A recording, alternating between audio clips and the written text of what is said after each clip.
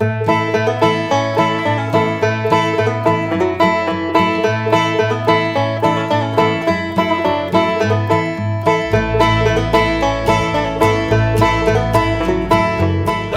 how you doing today? Welcome to Storytime with David Booker. This is kind of an unusual one.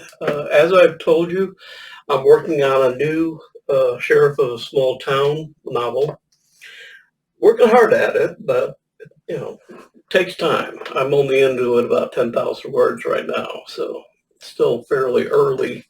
Trying, as you know, keep these around 50,000. But I thought I'd read my latest chapter. It's basically just pretty much what happens in that small town on a particular day when Rocky decides to go out and do his walk around. They have to do walk arounds or drive arounds all the time. Keep an eye on things. That's how they keep things quiet. But I thought I've done this one, A Day Around Town. Thought I'd give you a taste of it. Let me know what you think. And let's begin. Talbot arrived early to the courthouse, but Rocky was already there, sorting through the day's faxes, mail, and projects. He peered in, and when he saw Rocky busy, he solemnly walked in, opened the door of the cell, walked inside, and closed the door, tossing the keys onto the floor. At the sound, Rocky looked up to see his deputy sitting dejectedly on the bunk. "Talbot, what the hell are you doing?" Talbot looked up sadly. "I belong in here. I'm a serial killer." Rocky started from his chair. "What?" "Yeah, I murdered a bowl of cornflakes earlier." Rocky picked up the keys, about to unlock the cell. Turning it abruptly, he decided that joke deserved a few minutes of cell time. Rocky was cleaning files and getting to the cold cases when he remembered Talbot was still locked up. Unlocking the cell, he found his deputy fast asleep. He put in a quick call to Michaela to come and wake Talbot in her usual manner. Arriving quickly, she walked briskly to Rocky with her hand stretched out. Placing the keys to the squad car in her hands, she did an about-face and marched out.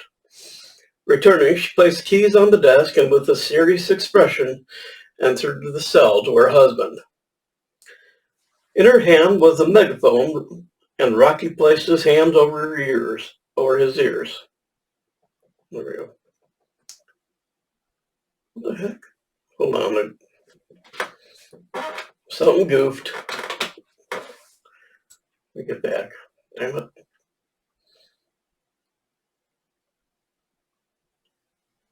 Okay, there we go.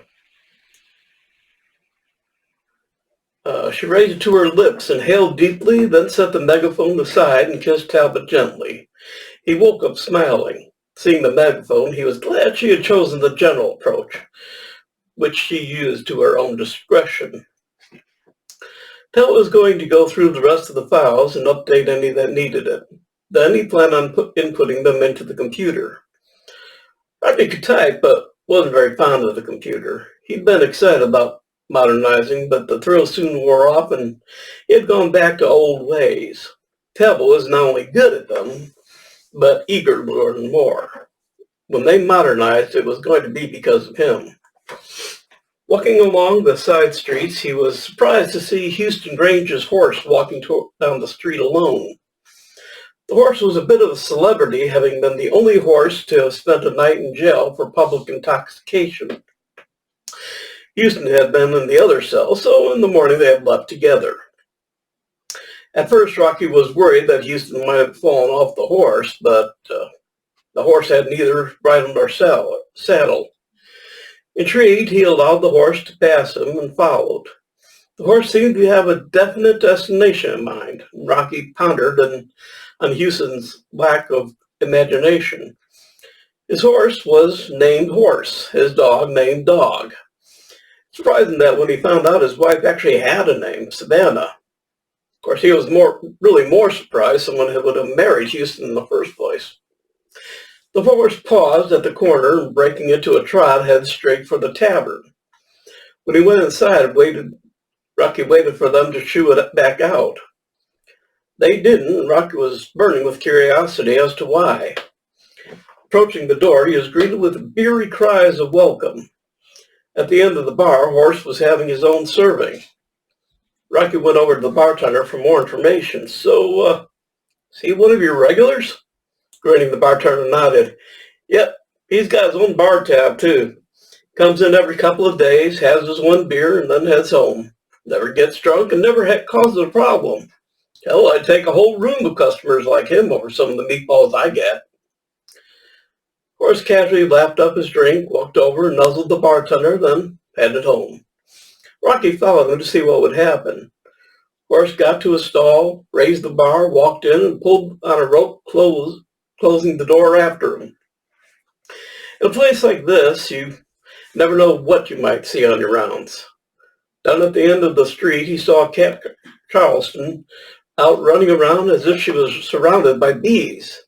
Getting closer, he found out she was just trying to get her chickens back in their coop. The neighbors had heard the commotion and, like a well-drilled team, got into a C formation and herded the chickens home. Rocky assisted just for the fun of it, and when all the chickens were safe and sound, people just walked home as if nothing out of the ordinary had happened.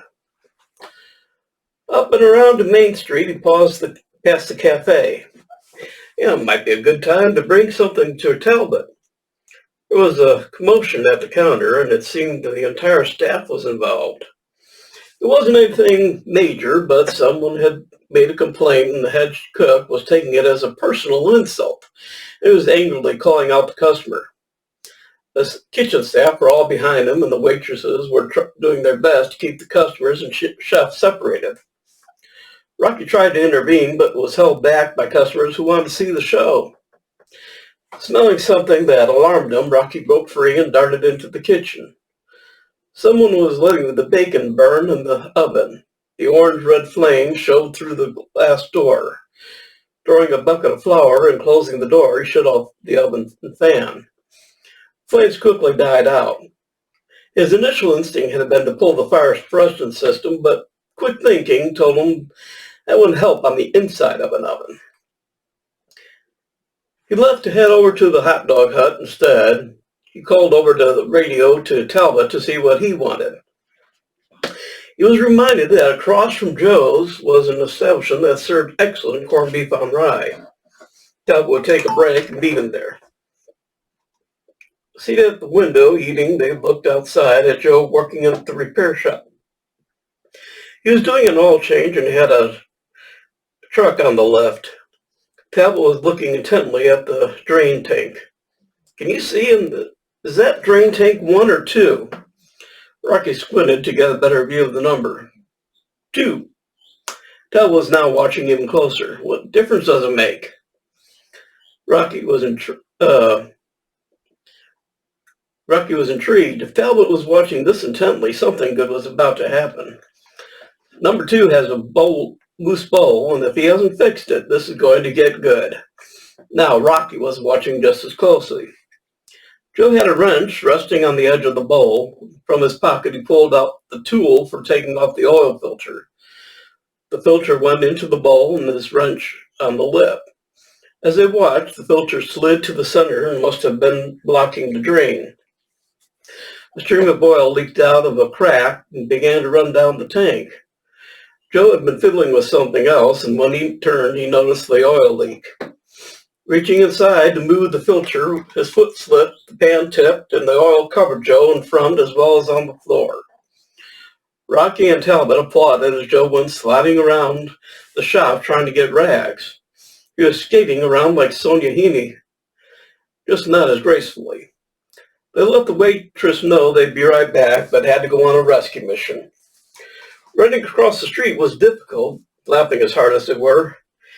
It looked like a Charlie Chaplin movie as Joe was running in place, going nowhere. Talbot told him to settle down as Rocky pulled the bag of cat litter and spread it around. Rescue over, they went back to eat. Break over, Talbot went back to the courthouse while Rocky went to finish his rounds.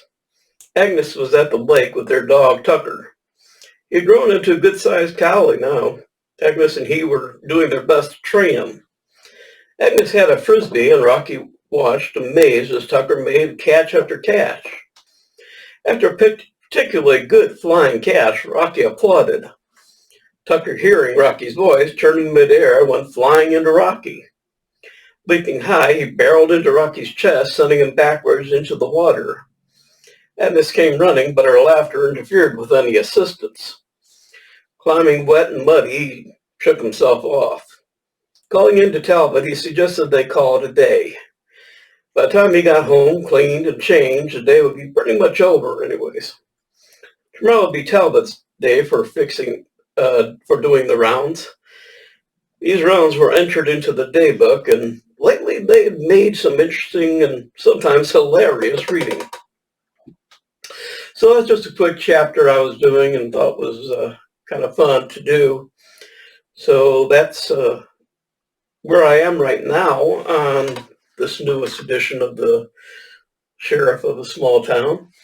I hope you liked it. I hope you leave me some comments letting me know that you liked it or not. And I will do some more, and maybe I'll give you another reading from where I go next. So it's good to see you.